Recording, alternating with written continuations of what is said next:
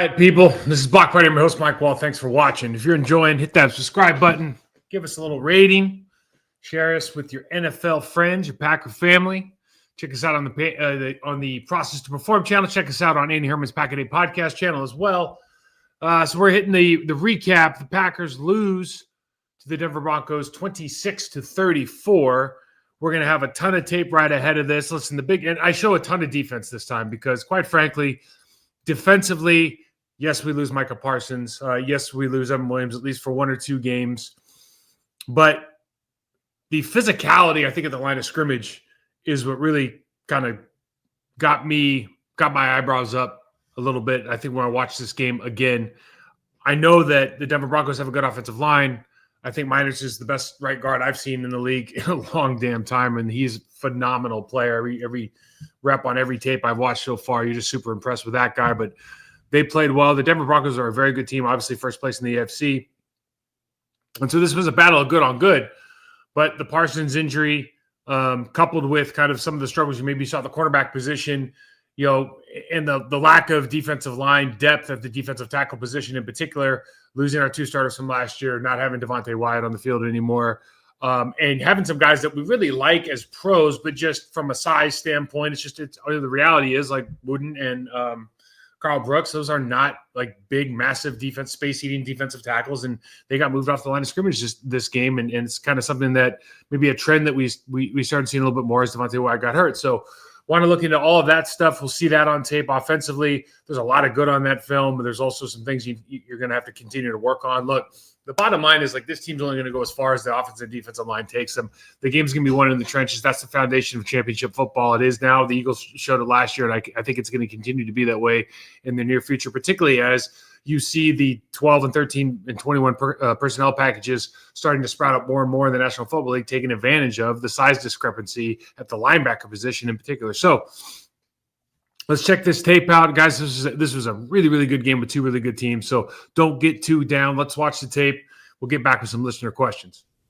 Okay, unlike usual, we're going to see a lot more defense today because there's just some things that are going to pop out. Obviously, Parsons getting injured and Evan Williams going out of the game make a huge difference. But, this is a good football team. They have a great offensive line, and this has kind of been what we talk about as far as, what are the things that concern you about, the Packers on defense. Really, what are we going to do from an interior defensive line spot after we lost T.J. Slaton and Kenny Clark before the season started, and Devontae Wyatt, obviously, and halfway through the season, you got some issues. And one of the things you can just see here from just a reality check is like, you play a good offensive line. Look what happens to this. I mean, this is an absolute, it's a highway robbery, man. He could still be running backwards. He's literally got knocked 10 yards. The defensive tackle got knocked 10 yards off the ball. There's nothing to be done about that. Now, the problem is you got only 6 in the box. I think they bring in their 7th here, and they bounce the other guy out on the orbit or the ghost motion. So you're really playing against a 6-man box, and you just see Miners, I had no idea he was. He's the best guard in the league as far as I can tell, but he absolutely mauls people. McGlinchey doesn't even come off on the backer, unnecessary. But if McGlinchey comes off on the backer, it's probably a touchdown. Early. That's the kind of movement they're getting. That's insane. And we're not limited to one play, and that's what you got to start thinking about as far as if you're Goody or LaFleur and trying to figure out what are we going to do on this interior defensive line. Here's another play, and I usually you don't show the sidelines here, but you just have to see. 94, Carl Brooks is getting, they got a double team, fair enough, but they get moved off the spot, and you're getting up to your safety.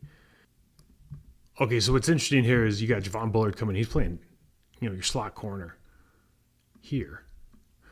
And they actually ended up putting him in the count. So we got the safety, the left guard and the center actually pushing here where they should be pushing to this hole, which is where Evan Williams is going to show up.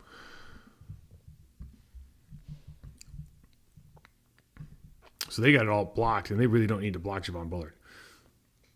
But they keep him in the count, and Bullard just ends up flowing outside. Williams guns on the barrel, and he explain out whether it's the Broncos' mistake or just something that the Packers have seen on tape to get a free runner on it. It's a fantastic job. But for just looking back and being honest, this kind of movement on a downhill run is just really, really tough if you are actually going to this guy, and you look at the backside and you're here, and obviously they got a little twisted in the backside here and ended up, Wooten should have probably made this play. But good play by our guy, Evan Williams. Hope he's back soon. They've had a couple successful runs. They get us in single safety. Escape the pocket. Get a holding call. I think the only reason I put this on here is I think this is the first, and it turns out that, unfortunately, the last holding call that we'll see from anybody get on Parsons here. And, of all the holding calls he probably could have gotten during the year, this is one if you're an offensive lineman, you're like, what do you want me to do? Like, guy's leaving the pocket. But we finally got one just in time. Here we go under center again. Got our 3 linebacker look, base defense, little toss play, and I thought this was too easy. You usually see Nixon's doing a better job playing outside leverage here. Getting outside and holding the edge. Get blocked here. The 3 technique, I'll show it from the end zone, is just, that Meinert's guy is just stealing candy. Show it again. So if you can block this 3 tech and then end up getting like an easy double here, he doesn't play outside leverage. You should got to go right now on the backside without the middle linebacker. But if Meinert's can get that easily on your 3 tech on an outside toss, you're going to have a long day. Penalty, we've got a 1st and 15. They run their jet, and you just see, Cooper's flat foot reading this thing. Just reads it late. Parsons doesn't see it. And they're running 45 across like they're running split flow. Great stick at the end here by McKinney, but easy yards really. Don't have to do, 10 people on the field don't have to do anything right for that to work. That's why you don't like zone drops, right? So we bring up pressure, and this is just called a zone pressure. And what am I doing? Bringing zone pressure off the slot here. You're going to drop your defensive end into the hole. He's going to try to rob something. I think they just bring this guy, like this guy knows more about route running than he knows about defending. And this is always what you have a problem with if you start dropping defensive ends. That's it. You do it as a mix-up, and hopefully you guys get home. But just never a big fan. All right, they take this in for the touchdown. This is trips right. And, this is one thing that everybody's got their deal. But the over-the-top rushes just in general, I just have never liked. And the reason I don't like them is because unless, first of all, it's given this guy a playoff. If you're just going to run over the top, it's giving this guy a playoff. Now, if he exits the pocket or he, for some reason, is at 11 yards, then, yeah, you can have a sack, strips that fumble. Your numbers are great, whatever. But you see the alternative here. The 3 technique decides to go inside to the A-gap, right, which is his prerogative. But now the exit is so easy when you make this decision. And, pitch and catch, flat route, touchdown. Tough.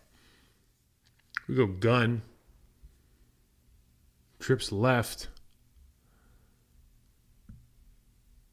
And, easy little chip block on our nose tackle. Easy B block on the backside. You got both guards up at the second level with no problems. Safety has to make the play. I mean, it's tough football here.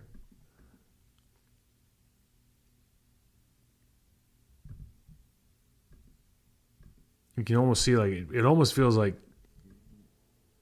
nose tackle is just not, he's like reading, he's not taking a step or anything. It just really gets out-quicked by the right guard in the center. Backside, they do a great job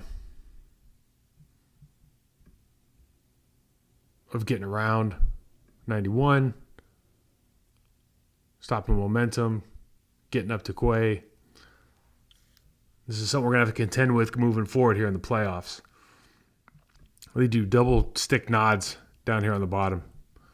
Double stick nods are just, stick, nod, and go. We got two of them. Got the outside receiver. Good pitch and catch. You know, if you're watching Nixon, you see he just bites hard on the out route, which is probably, you know, from a pattern recognition standpoint, was what he's kind of used to seeing here. These little things, little wrinkles in the game. Instead of running the same thing, we just change it up a little bit. Hope the other team's been watching too much tape. You got problems. Now, this is a running play. You can tell that based on where the running backs lined up in the backfield. They just decide they want to take advantage of the apex player here. They don't like where he's at, so they're going to block, throw the bubble. This is just a built-in part of the play. And we read it perfectly and just miss it. And I think this is the third and 4 play here. So see Bullard's getting in. So now it's 1-on-2 out there. It's okay because Carrington makes a great play. And maybe he's going for the pick here and just sees it late. Then they end up getting the first down. They end up scoring on the drive. It's tough. I show this play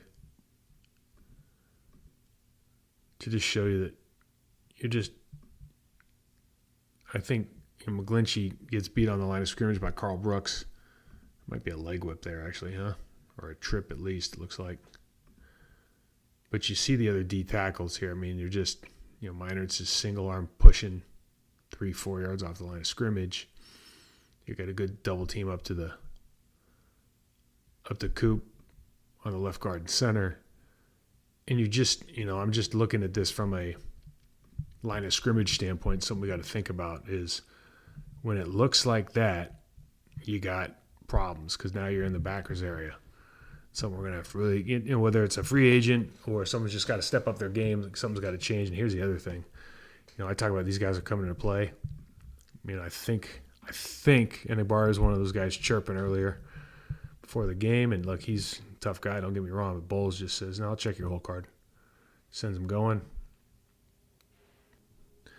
When you talk, you got to always be on. That's a big thing. Can't go sleeping here. He went sleeping a little bit. Got caught napping. We got 2nd and 10. Little split flow. And Sean McGarry makes a good play. Sometimes we forget how good of a run defender he is. But, I put that in, let's celebrate how good he's doing, then also highlight, look, man, this is a bad double again. Like, you're getting this movement right here is insane.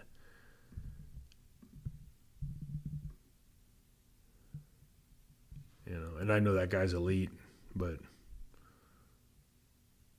you're getting some really good movement on that 3-tech.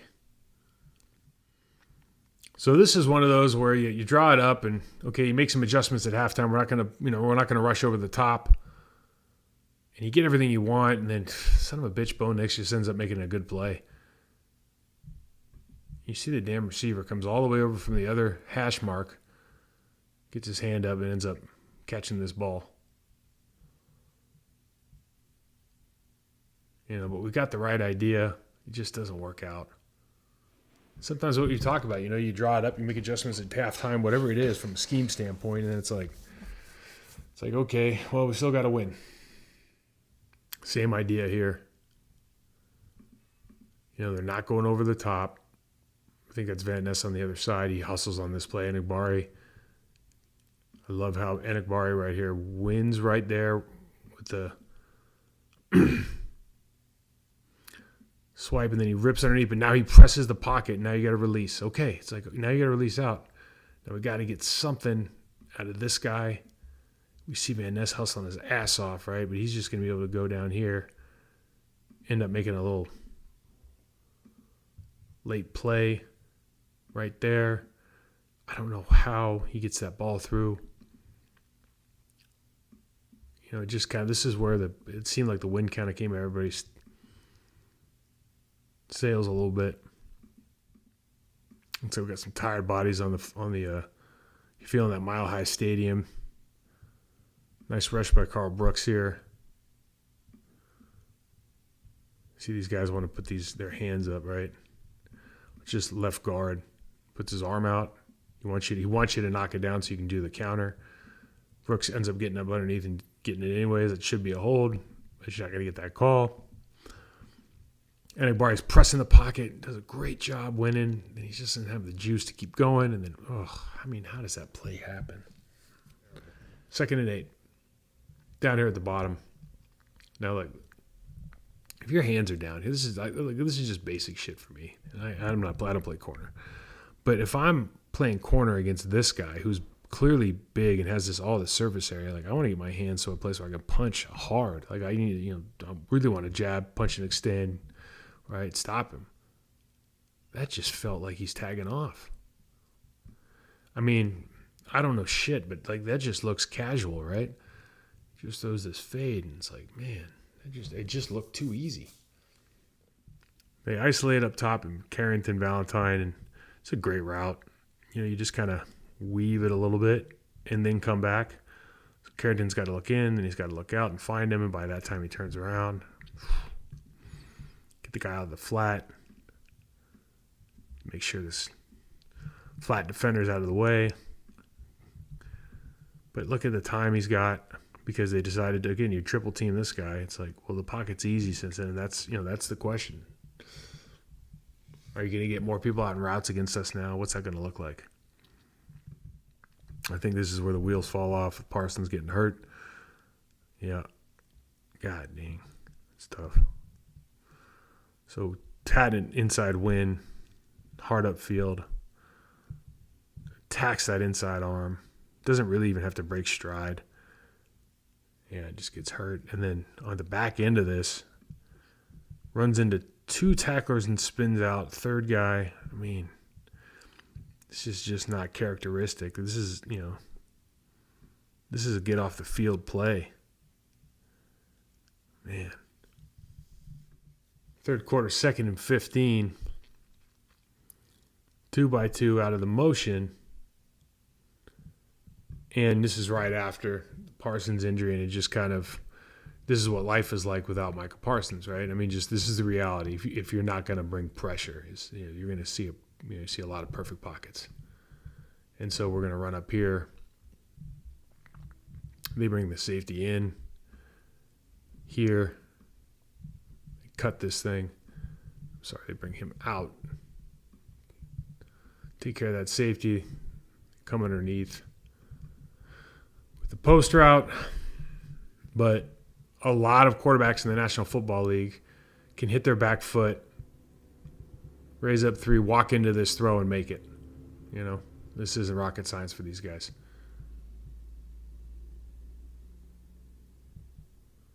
Going to have to find a way to get pressure, particularly in the face of the quarterback.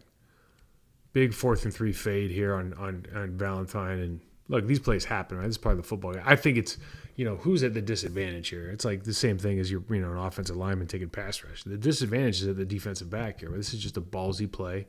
But again, this is not, this pocket is going to be damn near perfect again. It's like how we, and this is a quick throw and all of that. Don't get me wrong. Right? But that's a damn good pocket. There is nothing from here to here. He's got all the time in the world. He's got multiple guys open. But the point is, if you can step in every throw, all of a sudden you got a lot of good quarterbacks in the NFL. I put this play in there just because I want everybody. Sometimes I talk about this. I don't know if I visualize it. And this is a perfect visualization of what I'm talking about when I talk about how to run power properly. So we're going to get a great double, okay? We're going to go through here, I think, and we're going to lead here, all right? And this guard, as he pulls, or block back. And this guard, as he pulls, he's going to see color. So instead of, sometimes we were doing this earlier in the year in particular, and this is one of the reasons we don't run the play as much, he would bounce outside of the color. This Miners just takes it right through the pressure, and Cooper just runs himself out of the play. And it's by design on both sides. Okay? So we see what I'm saying here. Now we got this great hip-to-hip double on Lucas Van Ness, and it doesn't matter where he is. He's out of the way. We got tight end up, and now you just got a straight shot, walled off everything over here, and you got the safety or the backside backer to make a play. And this is really what you want. Now, how do you make this different? Well, how do you fix this if you're the Green Bay Packers? You got a couple options. One, you send him like a damn missile and he blows this whole thing up. So he doesn't allow himself to be blocked by one guy or kicked out. He forces the back to bounce this to Cooper. And that's really the only viable answer given the way you're going to play this. And if you watch Bonito on the other team, on the offensive side, he does exactly that. He just is like, screw this. The guard is not going to get past. Like, this is the line of demarcation. This guard is not getting past that, right? But he just comes in like a bat out of hell and just slams. I think it's into Belton. So that's one way to do it. And the other way to do it is, you keep him wide and just create the hole, and then you're just going straight into this. But the most effective way, if you're going to play your defensive ends down the line of scrimmage, is like, you cannot, if you are coming down the line of scrimmage, then you have to force the back to bounce out to where your help is. We'll see it one more time. You can see Van Ness is kind of, for whatever reason, he's just kind of, instead of just like, screw this, man, he's just kind of like fitting into this. And this is what we talk about from just a physicality, is like, how do you want to do it? Do you want to be a missile, or do you want to fit into it? Be a missile. That's a Packers offense early on here. Get out to gun. You got the trip side over here. They're just going to run a little square out at about 10. I don't know if anybody throws these out routes better than Jordan Love right now. The quick outs, the medium range stuff, he just, you can see what everybody's talking about. Kind of steps into this one a little bit, but throwing to the opposite side of the field from your hand, so your natural throwing, right-handers usually throw better to the right and to the left, but throwing across your body like this, that distance, that accuracy consistently is great. You see the pass rush here early on is good, and one to grow. All right, so start with Jordan Love here. We're in trips, gun early on in the game, and they're just going to run just a clear out. They're going to pick on I think this is Alex Singleton. They're going to run like the 10-yard out here. And this is just another good throw by Jordan Love. Jordan Love's just becoming a hell of a quarterback. And, I know this game wasn't meant to go the way everybody wanted to, but, these throws you got to appreciate. Decisions, obviously. But you got a quarterback can throw the ball like that, you're going to be in good shape. So early 3rd and 1 here, go I-backs, and they're going to run a quick toss, and Hufwanga. So early 3rd and 1, you got I-backs. They're going to run the toss here, little crack toss look, and they're just going to work straight up field here with a little double on the 4-tech block. I think they're going to go up, and they leave Hufwanga for the fullback. And honestly, that was a pretty big mistake, and it kind of set the tone for the game. The way he just comes in here like a damn missile. And just ends it. I mean, you just got to be ready to hit. But you can see he has no intention here of taking a shot at the running back, man. He's just setting the tone. And this is what I talk about when we talk about a physical football team sometimes. Sometimes you just got to set the tone, man. It's like Shorzy. Got to set the tone, boys. Got to set the tone. Turns into a field goal. Obviously knocks 81 out of the game. You see it from this angle here, man. It's just he's coming off the left side, and it's bad intentions. You got everything you wanted everywhere else too. It's a damn shame. But this is the kind of safety you're playing against. We've known this in the days of the Niners, but low man wins. Oh, it's highlight material. Tough. Got the under center. Free rusher, I talked about this. We talked about, game plan, scheming, drawing wrinkles, creating plays. And then usually on these kind of looks, you got, this is a shallow cross look, right? Whether we're running railroad with the back coming out, but you're running, usually some sort of shallow cross thing. So that's going to be here, here, and then you just got a guy posting up. So he comes in, and if Wonga sees that, it's like, all right, I know what route he's running. He just bangs this thing back out. And this is just play design. And you see he's one of the better safeties in the league, just gets beat bad. And this is, has touchdown all written all over it, honestly. Better throw, he stays up, whatever. But when we talk about scheme versus, winning your one-on-ones, the reality of that, like what that entails. This is scheme winning, and it happens a handful of times a game. All right, we got a 1st and 10. Look, here we go. Bunch, 12 personnel, motion over. Want to run a lead.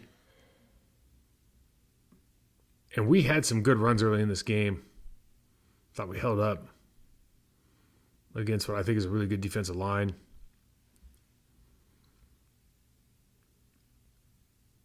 They stay in that 5-2, obviously, in 12 personnel and first down. They go by down and distance, maybe more so than just straight personnel matching, but they got a double team over here with our left guard and left tackle. I think Aaron Banks does a great job of just keeping, all you're doing is trying to be a bumper here, be body presence, right? And then you can go attack your linebacker. We got a double team here. And obviously a lead blocker with that backside fullback, but a couple good blocks here. Great body presence. Obviously, you don't know that you're actually winning that matchup, but watch the crack block here on Dre Greenlaw. And then Banks gets 49. A little kick out here. 192, but that Greenlaw block really, what a job done. Under center, in their 12. Another good block. Block is. So now they're in 12, but we see it's different down the distance, so they'll go to their nickel look. You got to feel like you have to be able to run the football. 12-man personnel, 7-man on the line of scrimmage, 9 people in the box effectively, and they got their 6. Like, you got to be able to run the football here, and we do. This is the give take. This is what Vance Joseph, defensive coordinator for the Broncos, he wants to match up by down and distance, much more so than personnel. We get a good double here. We had really 2 good doubles, but the important one on 99, Zach Allen. Ty Smith and a bind. Zach Tom does a good job getting up to the second level, and we got these are really, really good runs against a good football team. So we go 3rd and 14. I know we had the penalty, and they declined it. So I think we had 2 penalties on this drive. One of them was for illegal man downfield. It was kind of a BS call. Then we declined the second. I think maybe one of them was on Walker. But what a ball here by Love. You see they split Jacobs out all the way outside. The tackle. Kind of one of those interesting routes. And you're on Greenlaw. He's probably a smart guy. He's thinking, like, I got to know that he's running this little pseudo wheel here. But great throw and catch. Really good, start to this game. Effectively, you're saying early on in this game, Packers look like offensively they're going to be able to move the football. Run of the year so far for Josh Jacobs, and predicated really on Romeo Dobbs does a good job communicating outside here on who they're going to block. Watch this early on. He's got the point. Watch him coming down. Who we got? Yep. Okay. Do a great job here on the I'll show this on the end zone copy. Do a great job on the nose tackle. And look, this is the 3rd and 4 play. And the reality is the Denver Broncos blew this safety rotation. They blew it.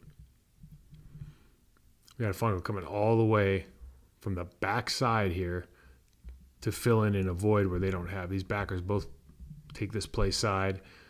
You'll see it from the end zone. There's just nobody home.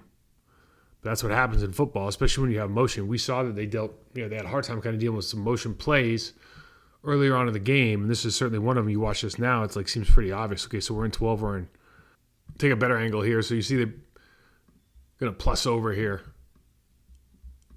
He's going to go backside on this double team. He's going to stay home, and there's just nobody home here. Fongo has to come all the way over on the other side of the football to try to fill this as they motion over. And we saw that the Broncos had a hard time with motion early on in this game, really took advantage of here. You see he just runs away from Mofonga. Hope I'm saying that name right. He's a great player. But great play for the Packers. We've got a 3rd down, 1st and 10. And this is where kind of the wheels fall off here. So we go under center, and we're just going to try Defensive Player of the Year.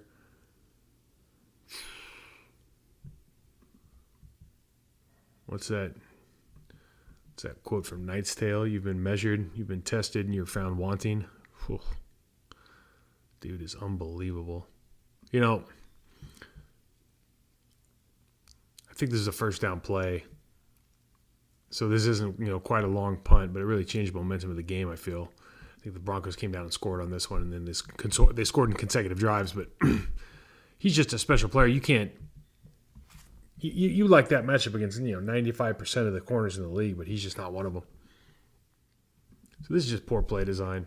And what I mean by that is they're going to motion in to take care of here, and they're going to ask him to block back with no hinge. So we got double pull. And so when you double pull, 97 can just follow your tackle, and you're effectively picked because it's not like you can go back and run into either of those pullers. So they're going to get the double here, and they're going to go the lead, and they're going to go the wrap. So like they have this play, but they're going to get beat by the backside receiver here, and they're going to get beat here. And it's like, this is a play that you drop on paper, it looks good, but this don't work in real life.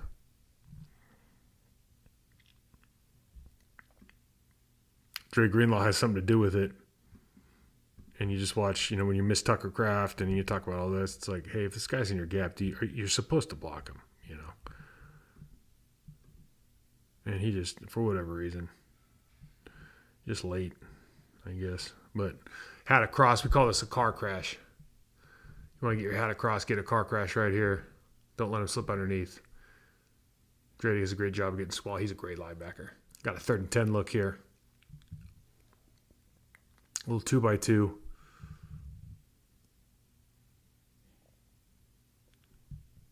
And they show man with the motion. So you got what you want, and you just got to figure out who's coming.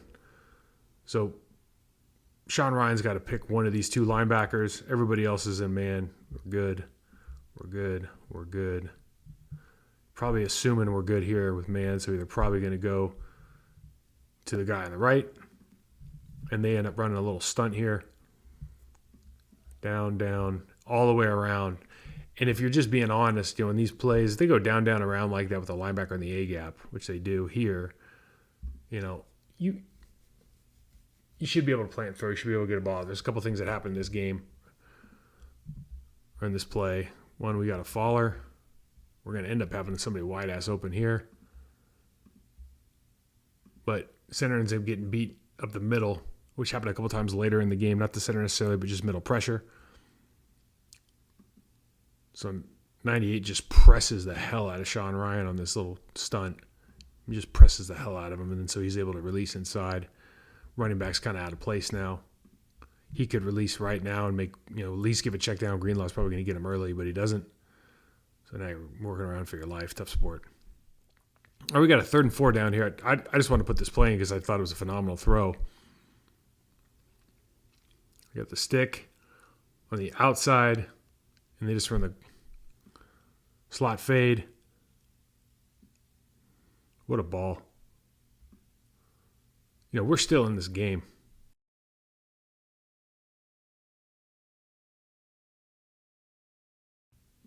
Be careful there. Throwing 49 right at Jordan's feet, but it's all part of the game. Good contact. Obviously, backup right tackle in. Nothing's easy now. I said good pickup. I was wrong. That is not a good pickup. You got to take the fight to him. Say a quarterback gets hurt. Talking about here, man. You got to be the hammer, not the nail. We don't like catching in pass pro. Don't want to catch. That's catching. But great throw. Absolutely great throw. 4th quarter. 2 backs in the backfield.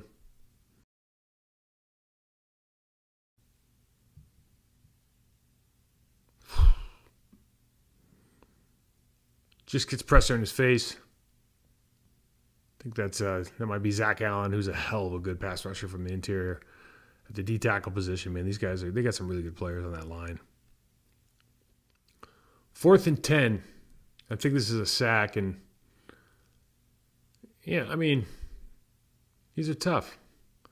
Got another interior pressure. I think Banks maybe gets walked back by Zach Allen. Here, yeah, and you're trying to get set, and you got to got a new right tackle out there. It's not, he's going to make that edge a little bit shorter, so you just don't feel comfortable backing up. You see Rasheed Walker on the other side is doing a pretty good job of just trying to stay in front of that guy so he goes back inside. If you get Benito to go back inside, you feel pretty good about yourself.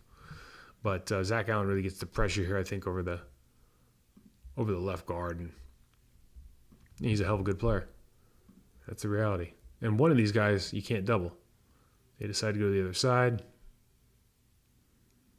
He just gets good pressure. Pressure equals sacks or picks. Hey, friends, time to get our sleeper picks in for Monday Night Football, Week 16, San Francisco, Indianapolis. We've got Brock Purdy. We've got Phillip Rivers. This should be a fun one. Brock Purdy, fewer than 242.5 passing yards. Phillip Rivers, fewer than 147.5 passing yards. I do feel like this is going to be more of a defensive struggle. Running games are both going to be heavily involved. So fewer than 147.5 for Rivers, fewer than 242.5 for Brock Purdy. The best thing is using code PACKADAY, you can get in on a variety of different options right now with Sleeper. First of all, you can get a free $20, no deposit required by utilizing code PACKADAY. All right, so that's a good one. Also, if you have yet to sign up for Sleeper, we've got our 100% match up to $100 still going by utilizing code PACKADAY. Again, 100% match up to $100 by utilizing code PACKADAY. Also, last but not least, as we've been talking about this last week or so, if you use the same picks that I do, Phillip Rivers and Brock Purdy, all you have to do is email in your slip to hmasleeperpicks@gmail.com. Again, hmasleeperpicks@gmail.com. It's up on your screen, and you could potentially win $100 on Sleeper as well. Now, terms and conditions apply. See Sleeper for details. They're available in over 25 states nationwide. So get after those Sleeper picks right now. All right, so as you can see, like this is a physical football game, and I know it started at the beginning with some guys chirping on the sideline. I think it was Rashawn Gary started that, and Barry was involved. And look, I think, quite frankly, Rashawn Gary and Barry about that life. Like, if those guys are two of the guys that are chirping, I got no problem with it. If they were my teammates, I'd have their back. I'd be, you'd be in that ring because I think those guys are about it.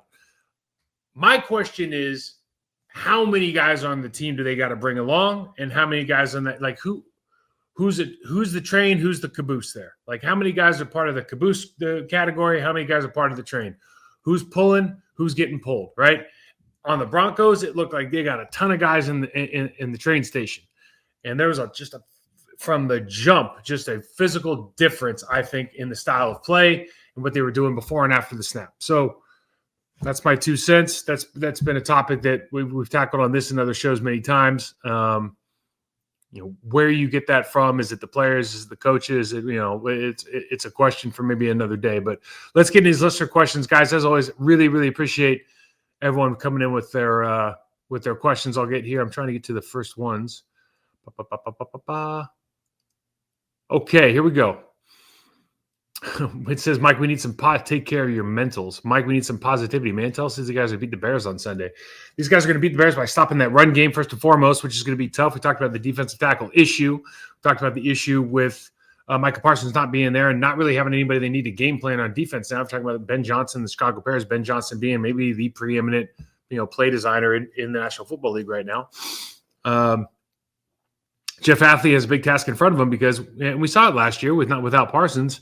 Pre-Parsons, Jeff Athley, what do? We brought a lot of linebacker stuff, and we showed that Quay Walker and Adrian Cooper were really, really good at that, and I think they continue to be good. I think the issue you have to look at now is, the Bears like to line up in 12 and 13 personnel and run the football. Okay, we can bring in our third guy and do that. They can do some play action off that. You're not going to have the same kind of rush problem that you're going to have the rush issues or protection issues that you would with Michael Parsons. The question that I always ask in this situation is, like, if I don't feel like I got to chip out or, bang out on both sides, have a tight end and a running back stay in because I'm not worried about, the pass rush, I can get more guys into routes. And if the more guys I got into routes, they might just be underneath stuff that might be dragging linebackers in, might be dragging flat players in and opening that middle of the field, or they might just allow those checkdowns to happen. But the bottom line is, the more routes that go out, the better it is for the quarterback. And so you always have to think about it. It's not just getting to, like, Caleb Williams from this standpoint. It's like, how many other guys do you have to cover? How much longer do you have to cover the guys that are going out because you don't have that pass rush? I think that's going to be a real problem. On offense, I think it's really simple. You got to win at the line of scrimmage, which I just don't think the Bears have a great, front four.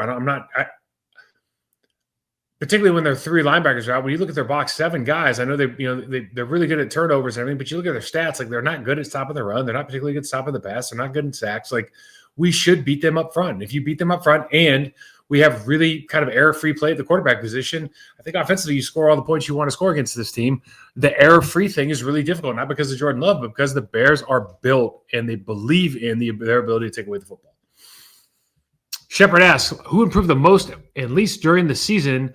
What could they have done differently? That is such a big question. We might want to save that for like the end of the year. Let's try to be positive. I've seen some real improvement from Aaron Banks. I think a lot of it's just from injury and then starting out with a huge expectations, big contract, questions about why you came in and replaced a left guard. It was a really good left guard in a new situation and environment. I think that he is continued to play better. I think Sean Ryan's played better as he's gotten used to the center position. I'm hoping that maybe we found our right guard. Not that everything's copacetic in there right now. It certainly needs a lot of improvement, but you kind of see those guys starting to row in the right direction. And again, that Denver Broncos defense is really, really good. So there was some good run blocking there. I highlighted in the tape, but that is a very, very good team. Obviously, Evan Williams, even as good as he was last year, I think he's been better this year. I think him being out right now is a big, big deal. Let's see, who else could we just heap some praise on? Christian Watson, unfortunately, he got hurt yesterday, but you just see, I think he took that next step as being that true number one receiver. I think his route tree's expanded. I think the menu is I could Tucker Kraft. I mean, God bless America. Can I name somebody who's not injured right now, who's just really stepped up? I think Quay Walker. I think Quay Walker is the guy, maybe of all those guys, I should have said first, where you're going into this year and didn't get his fifth year picked up. And like he's been, there's been some parts of his game that you just don't love. And this year, I think he's just played absolutely lights out. And I don't know what his statistics are. And he hasn't rushed the passer as much as he did before. But I got to tell you, like he's been just a joy to watch. You can tell the leadership. He's the play caller. He's getting everybody the communication before the line of scrimmage, the confidence, the way he attacks blockers, the way he attacks the football, his instincts. It just feels like they let him loose this year. I think you accumulate information, you rep it out, you see it, you put it in your Rolodex, and all of a sudden, like 1 year, I got it. And it just feels like he's got it now. So maybe that's the guy. The guys that aren't doing, better, I don't want to call them out on this show. Maybe we'll do it in a later show. But guys, if you're struggling, it's like always got to figure out why you're struggling. Like, do you feel that the task is you're being asked to do something that's just not possible or not possible by you, right? If it's not possible, then you got a problem. If it's not possible by you, then you got to get better. How do you get better?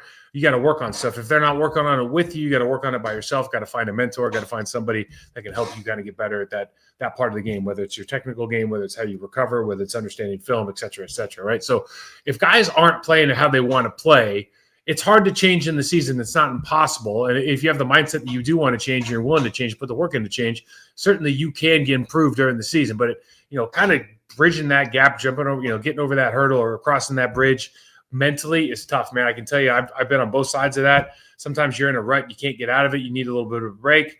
Other times it's like, I know exactly what I need to do to get better. Work on it, a couple weeks, you see a huge change. Charlie Bergeron says, I know he's nowhere near Bakhtiari level, but is Rashid good enough, consistent enough to be a long-term answer at left tackle? Look, I think the answer is yes, because of the offense we run. He has not played to be your contract year. I think he'd like some plays back, right? He'd like maybe even like some games back. I think when you're an offensive lineman, you kind of think of things this way. Like I can have bad plays. I can't have bad games. So I can play 72 snaps and I can have 2 bad plays. Like those could be sacks. And if that happened every time, I'm going to get benched. I'll be at the bus stop, right? I'll be hanging out at the bus stop with a grandma, reading the newspaper. But if I have 2 bad plays a game and I have 70 good plays, I can say I had a good game with 2 bad plays. If I start having 7, 8, 10 bad plays, like I'm under 90%, and all of a sudden I'm not having a good game anymore. And when I start having bad games or those start accumulating, then my value goes way down. And I haven't done the math on this, but I think Rashid has had enough good games where you're like, okay, he can be the guy.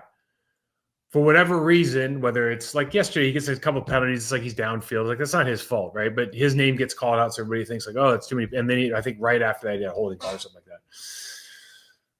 So when those things happen, it feels like he's getting dumped on, or it feels like the world's dumping on him a little bit. But the reality is, like, he can play a little bit better, and he's still got some development to do. But I do think he's the answer at left tackle. In particular, I think you have you potentially have needs at other positions, depending on what you want to do with Sean Ryan, depending on what you want to do with the right guard position. If you want to fortify and get somebody, just a real stud on the interior offensive line.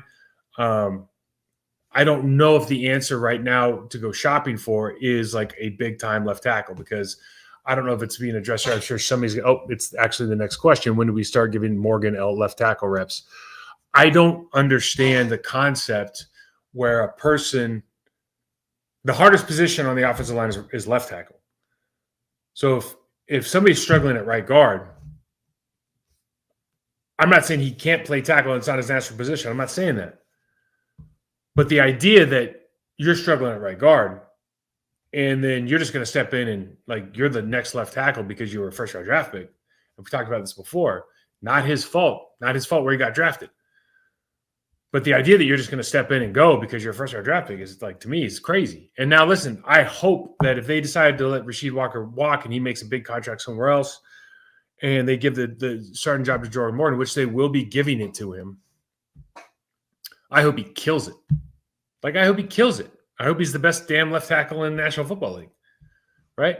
But the reality is, like, that would be a very unlikely scenario.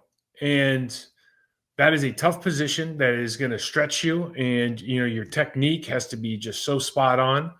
And there's so many different things they can throw at you from a look standpoint. You're going to get multiple pass rushers during the game. They got a lot of space.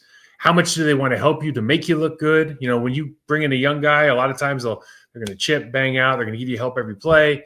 While it might look good statistically on PFF or whatever one of the those Yahoo websites, like, does that really help the offense? So there's just a bunch of stuff that goes with that I don't want to presuppose. I think Rasheed Walker is doing exactly what is required of him. I think there's been games where he could do a little bit more.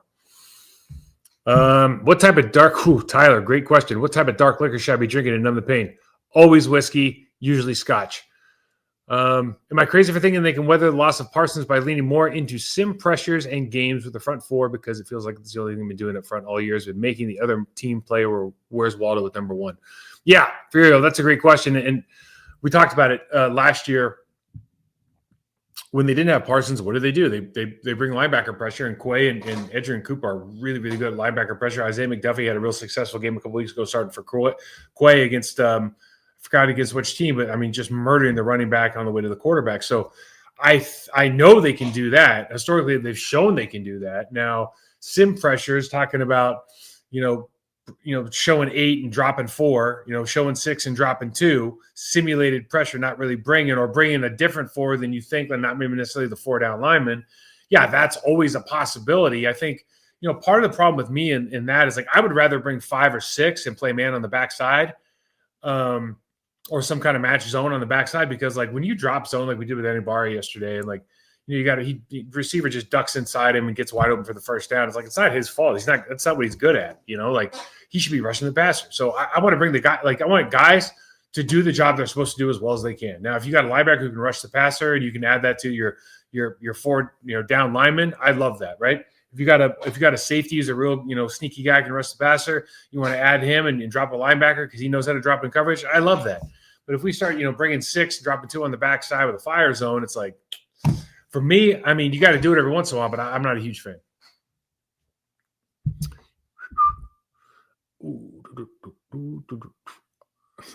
I don't actually – a dog on the couch says I don't actually have questions. It just kind of sucks. Some game seasons are like that, rough. You know what? Here's the thing, and I kind of mentioned this on Andy Herman's show. Sometimes it could feel like in the locker room, just say it out loud for the audience, like, okay, so I lost Tucker Kraft. Was our best offensive player. And what I mean by that is, like, most effective non-quarterback player on the team. At the time he got injured was Tucker Kraft, yards after catch, everything, spark plug, do it in the blocking game as well. Micah Parsons gets hurt. Christian Watson looks like he's not going to be bad, but he gets hurt. Evan Williams has been the best player in the secondary, arguably, if not definitely, and he's out for 1 to 2 weeks. I know we've got some other guys that I'm just, Elton Jenkins, it was just kind of a whole weird year with him, and now he's hurt. That's been bad. We have a really good starting lineup almost of injured guys right now. And sometimes when you're in the locker room, it's like you're looking around and go like, man, we're losing the wrong guys. We're losing a Parsons. We're losing a Tucker Kraft. We're losing a Christian Watson. We didn't have our first-round draft pick for a number of games. We didn't have Jaden Reed for a number of games, who's our number one wide receiver for the last 2 years. So sometimes you start scratching your heads like, how are we going to make this work, right? But then, if you're in that locker room, you're in that practice field, and you see those guys working every day, and you see the work and the mentorship that the older guys are putting into developing these young players and the coaching staff, et cetera, then you feel like you really got a chance, right? And it's just, we're not there every day. We're not in those meetings. We're not at that practice. We don't really know what goes on. It'd be interesting to see like how this team responds for sure. For sure. I don't have a question. Just want you to tell us what the path to success is with all these injuries. Like I just said, I think it's really tough. Jack, I think it's tough. Andy Herman asked the best question, which was like, he asked me if it doesn't go well, what do you say? If it does go well, would you learn? Well, if it doesn't go well, it didn't go well because you lost Micah Parsons. That's a big deal. You lost Tucker Kraft. It's a big deal. We don't know about Zach Tom. We don't know, but all of these, like you're losing major names that are like in their room are a tier above everybody else. Micah Parsons is at least a tier above anybody else in that room. Zach Tom, a tier above everybody else in the offensive line room. Tucker Kraft, a tier above everybody else in the tight end room. When you start losing those players, you're not losing role players. You're losing your stars, whether they touch the football or not. That's a recipe for disaster, right? But I'll say this again. In the National Football League are like 16 or 1,800 of some of the best athletes in the world. They are the absolute best players that came out of our youth system, our college football program. And they are, again, some of the best athletes in the world. So if you have these opportunities and you have these people in positions and you put them on a field, somebody's going to show up. And Enibari is going to have 5 sacks in the last 3 games or something like that. A Luke Musgrave kind of gets his head right for the last 3 games and becomes a viable blocker and very sure-handed and yards after catch. Jaden Reed gets back to excels above his top form from years ago before he was injured. Jordan Love plays mistake-free football. These guys elevate their game because that's what they've been doing their entire life. So I do think people will step up, but there's always a reality between people stepping up, what you can scheme, and then like we saw against the Denver Broncos. At any given time on the Denver Broncos, whether you're on offense or defense, I can make the argument and say there's 7 players on that team that are better than 7 of our players. There's 7 of their starters again on their defense that should beat 7 of our offensive players every time they play. They got Pat Surtain, they got Afanga, they got Zach Allen, they got Bonito. You start going to they got Dre Greenlaw. You just start looking around like those guys are really, really all-world guys, and they're playing against guys that are good, but maybe not as good as them. So there's that reality, and it only gets more overblown when you get backups in. But this is why we love sports. What are those backups going to do? How are the coaches going to put them in a position to be successful, and then what are they going to do from a prep standpoint to be like ultra confident when they get on the field to play? Is there anything other teams need to be scared of with Green Bay's defense now? Secondary is already a weakness. Also, what time does the show drop? Thanks, 68 says Chuck. The show's going to drop Monday night, Tuesday or Wednesday on Andy's Pack a Day. Is there anything other teams need to be scared of? Scared of? No, there's no game plan necessary. There's no game plan for a specific player on this team anymore. 0. Micah Parsons was it. We could make the argument that you certainly need to know where Evan Williams is going to insert in the run game from a safety standpoint. You say the same thing about McKinney, but for whatever reason, Evan Williams feels like the more active player this year in the run game. But there is not another player you're going to game plan for. And I really do. I can't overemphasize what a big deal that is. Like having a game plan for a specific player takes so much mental energy from the coaching standpoint when you're game planning. Takes so much energy and practice time and meeting time when you go through it. So that is a monumentally big deal that you cannot make up for. Guys can play at a higher level, elevated level with the new opportunity. They cannot get to the point where everyone's like, oh, we got a game plan that guy. I was like, I don't know if the secondary is a weakness. I know the outside, the guy, look, our outside, our corners are like, our safeties are elite. Like anybody who says their safeties are not elite, they're crazy. Our safety room's elite. I'm sure there's a safety room I would take over our safety room, but I can't think of it off the top of my head. And our corners do what our corners generally, not yesterday, our corners tackle well. They're super physical in the run game. Love it. Our corners do what they're asked to do in the passing game. If you put a good receiver on a good corner, not named Pat Surtain or some of these other guys, like Pat Surtain's like next. Pat Surtain's a Hall of Fame top 100 player of all time, track player. That's how good he is. Let's just get that out of the way. Other good corners in the league get burnt. Other good corners in the league get balls caught on them. Other good corners, all this. That position's like playing offensive line. Like it sucks. You got the other guy knows where he's going. He's running backwards. He's running forwards. You're running backwards. Like that's tough. So I don't hate on those guys at all. I think, you can get exploited against good players if they have time to throw the football. That's the reality. I'd be more worried about the defensive tackle and the pass rush than anything else. Do you envision Wahle using Quay and Cooper to offset the loss in pressures? Absolutely. Great question. Cooper much differently last year when they didn't have a player Parsons. Yeah, I totally agree about the Cooper comment. Utilizing Cooper last year and showing what a big deal it was.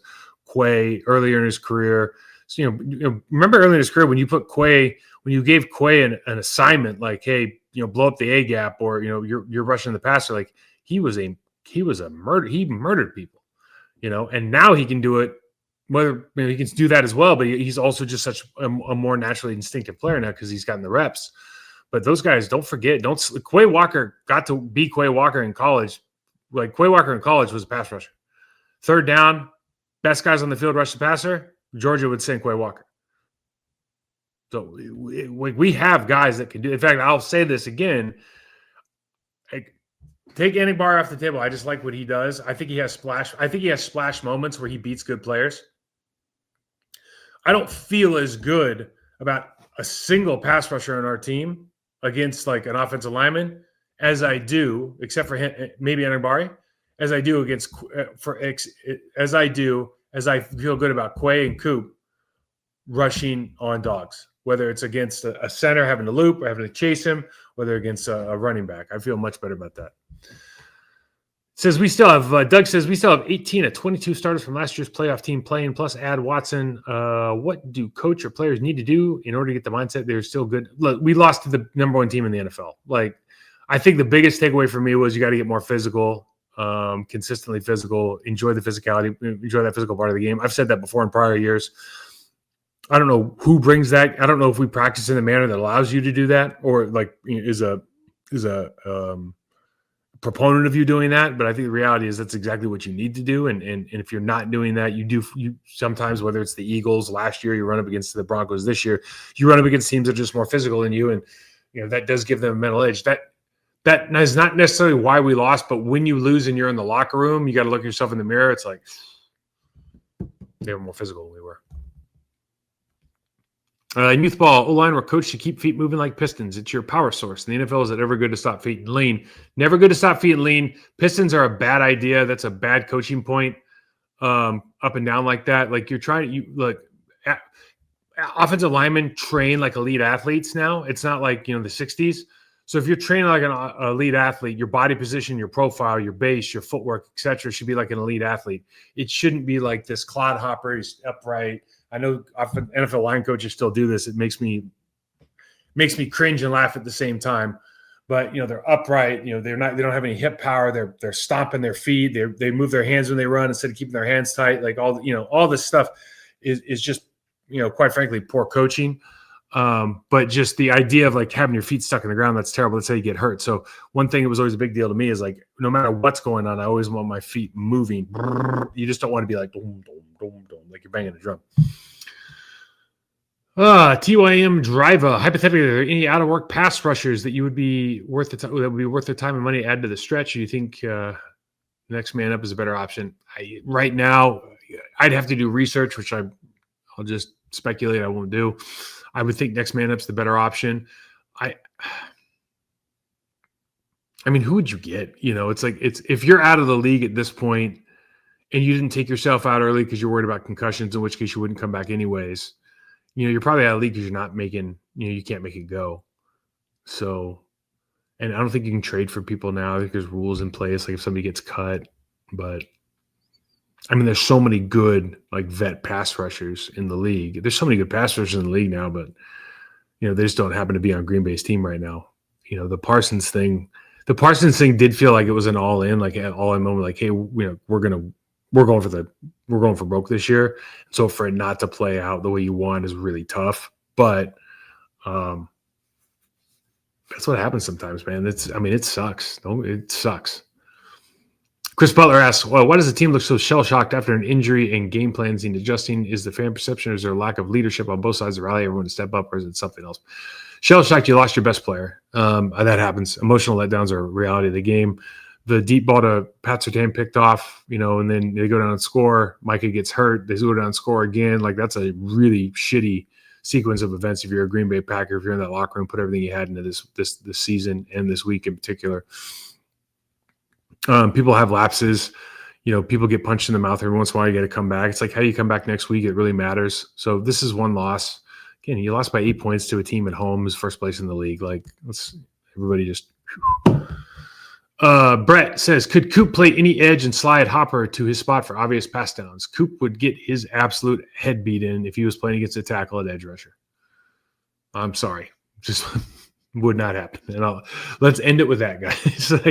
I love it. I love the enthusiasm, but just because he can rush, from that stand-up spot and this and that, like, he's talented, but, like, you put a 230 or 235-pound guy who's not a built, purpose-driven pass rush, like a Robert Mathis pass rusher, throwing that name out there. You don't put one of those dudes out there on the edge against, like, a Lane Johnson or like a Zach Tom. No, you're wasting your time. Why make two positions worse instead of one, right? Why make two positions worse instead of one? So that's a wrap, guys. Thanks again, all the Packer Nation. I love the questions. I love the comments. I appreciate all of it. If you're enjoying these breakdowns, please hit that subscribe button, maybe a 5-star review, maybe share it with another NFL fan. This is Block Party. I'm Mike Wahle, here to educate and entertain. Guys, enjoy the week. We will get a preview of this Bears game out before the week's over. See ya.